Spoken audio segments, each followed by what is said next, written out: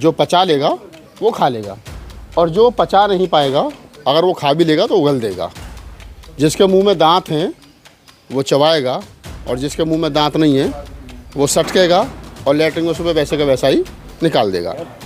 चमारों को गाली देने से अगर आरक्षण मिल जाए तो खूब गाली दो चमारों को, लेकिन मिलना चाहिए। एक अगस्त से, अगस्त गया, सितंबर गया, अक्टूबर लगने वाला, 2 महीने में कितनी नौकरी मिल गई?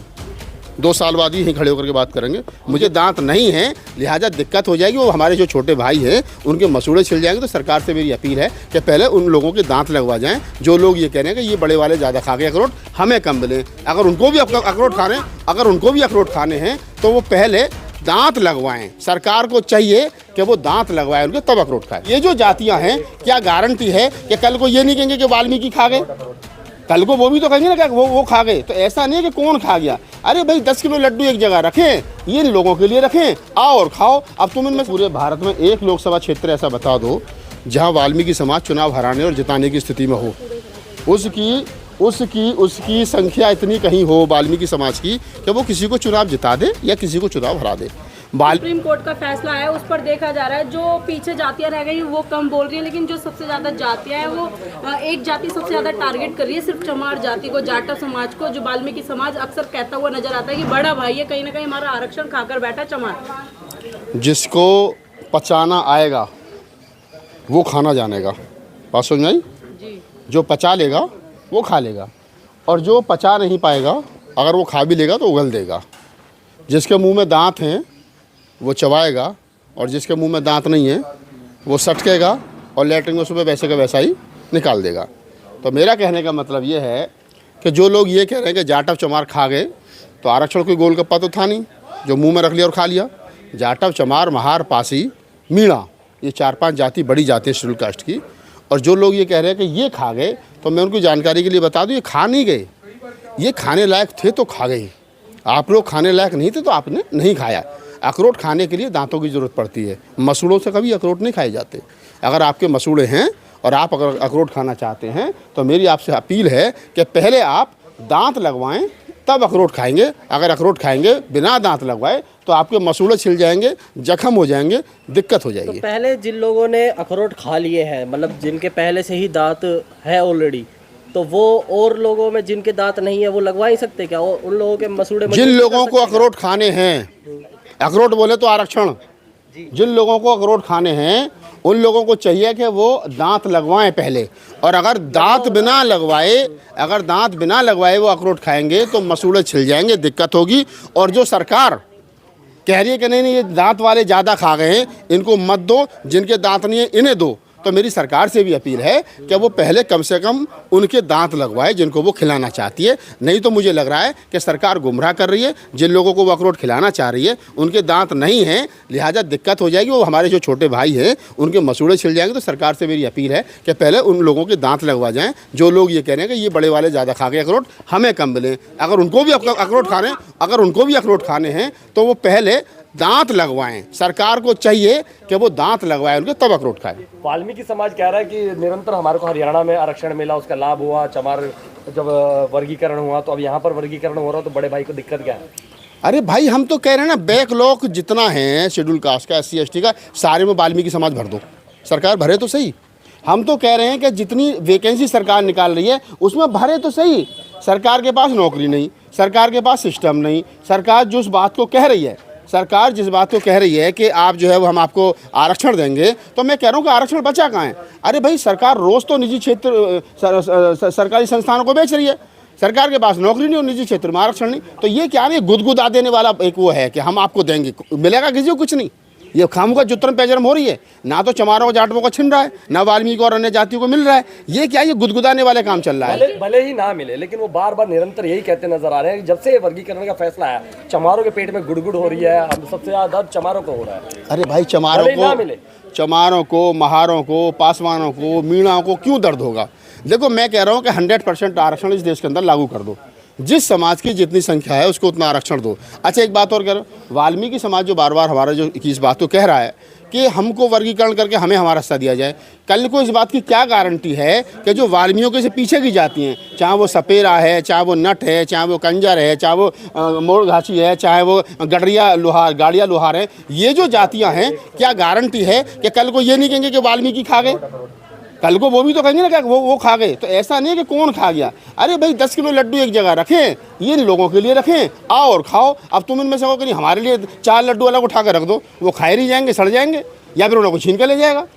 अच्छा, जब से ये फैसला आया वर्गीकरण का, आरक्षण को लेकर, तो अब जितने बहुजन नेता थे, जैसे बहन कुमारी मायावती, चंद्रशेखर रावण थे, उनका पुरजोर तरीके से वाल्मीकि समाज विरोध करता नजर आ रहा है, उनके पुतले दहन करता नजर आ रहा है। उस पर क्या कहेंगे?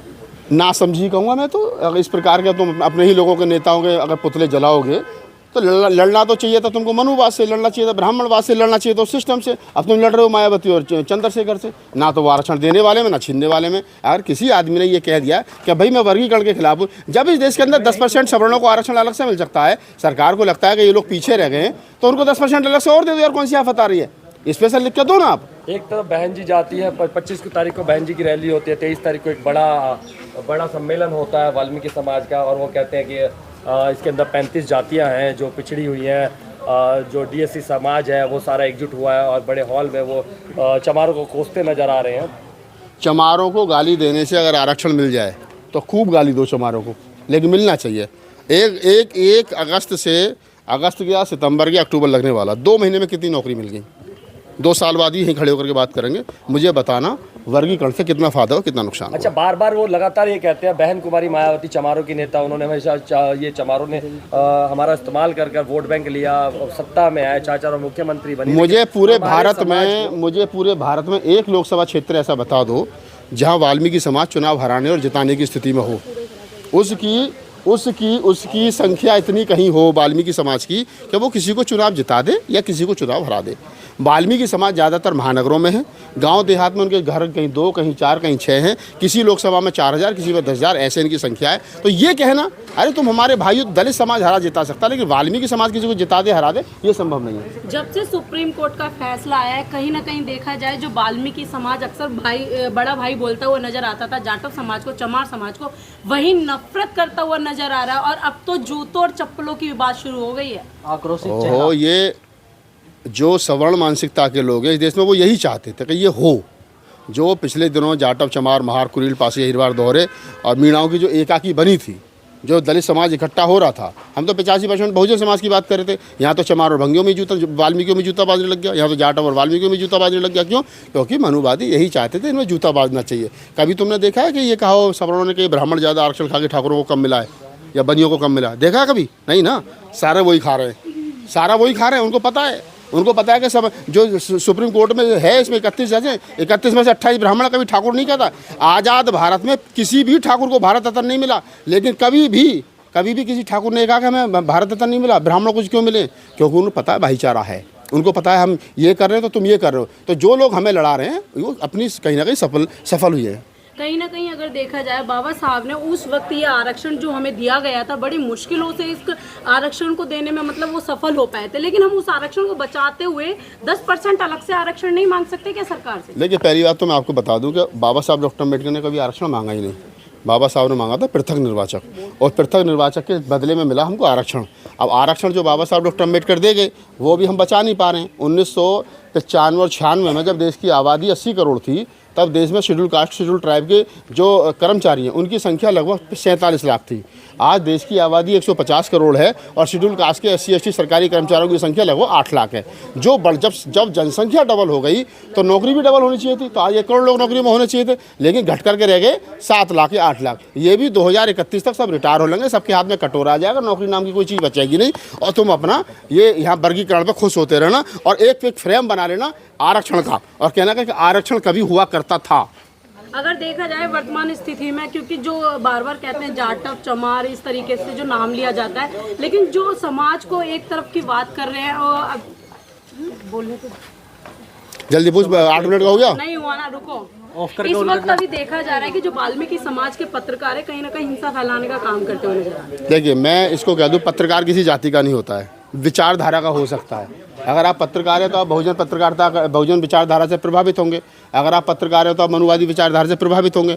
आपकी एक विचारधारा हो सकती है, सामंतवादी हो सकती है, मनुवादी हो सकती है, ब्राह्मणवादी हो सकती है, आपकी बहुजनवादी हो सकती है। लेकिन अब तुम ये कहोगे नहीं साहब मैं तो अम्बेडकर को नहीं मानता, बुद्ध को मानता हूँ, मैं काशीराम को नहीं मानता, अम्बेडकर को मानता हूँ, तो ये संभव नहीं है। अगर आप बुद्ध को मानते हो तो इसका मतलब सबको मानते हो, अगर आप काशीराम को मानते हो तो सबको मानते हो। और जो पत्रकार एक दो हमारे साथी है जो हमने तैयार किया जिन लोगों को, हमने कहा चलो हम आपको सिखाते हैं, और आज वो ये कह रहे हैं कि नहीं हम तो सिर्फ वाल्मीकियों के पत्रकार हैं, तो ये संभव नहीं हो सकता, क्योंकि संकुचित मानसिकता के लोग हैं, छोटी मानसिकता के लोग हैं। धन्यवाद।